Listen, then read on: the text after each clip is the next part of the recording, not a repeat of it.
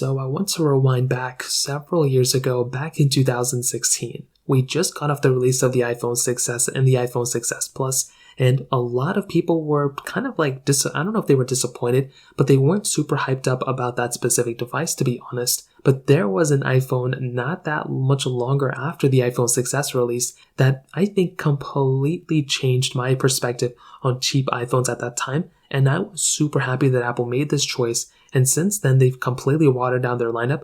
But the iPhone SE, the original one, I think is probably one of the best things Apple has ever made. And it's still a very beautiful phone in my opinion. And this was, I think, that perfect time, that probably the only time Apple has ever made a perfect budget phone that has stood the test of time. And even now in 2022, probably even more so earlier on last year and when iOS 15 came out in a beta form, and this iPhone was one of the few iPhones that I ran iOS 15 on that was actually a pretty stable device. Majority of the time when I install, a brand new software on any of my phones, I get, weird experiences. But this iPhone SE, I don't know what it was. It was handling everything I threw at it. It was so much smoother than my iPhone 6s. It gave me just a better experience overall than my iPhone 7 on iOS 15 as well. I think the iPhone 8 beat it. But this thing having that Apple A9 chip inside of it with 2GB of RAM, it pretty much had the same exact specifications as the iPhone 6s and 6s Plus at the time for the most part. Now, the difference here and why I don't really consider the newest iPhone SE the same way is because the design.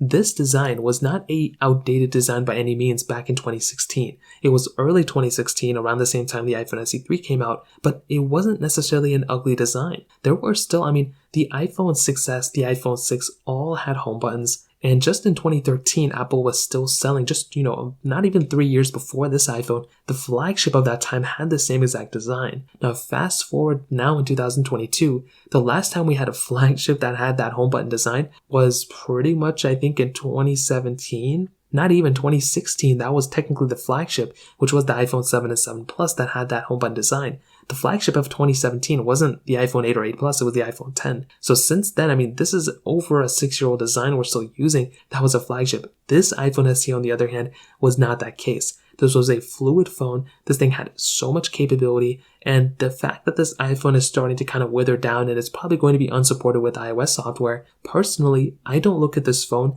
as a super outdated phone or, a cheap phone that Apple made. This was probably the first time in a long time that Apple made a crazy cool phone, I think since probably the iPhone 5 or 5S, where Apple made a crazy phone that was super impactful, and they really didn't even know it yet. For a lot of different lineups that Apple makes, they start off high, they kind of slow down, and they have some highs and lows here and there. But Apple hit the ground running with this specific lineup, and it's kind of weird because the iPhone SE2, 4 years after, it really wasn't that crazy great of a phone. It was a good phone, but it quickly became kind of a, watered down phone slowly right after. And it's kind of weird. I watched some of my older comparisons and reviews of that phone, and I kind of got that vibe from it. With the 2022 iPhone SE, we can tell by the sales numbers it's not going to be doing that well. It probably will still sell a lot. But the iPhone SE, this one, the original one, I think is just a beautiful phone. And I think if Apple can make another phone like this, not necessarily in the same body, but something like this maybe down the line with the same impact that this iPhone had,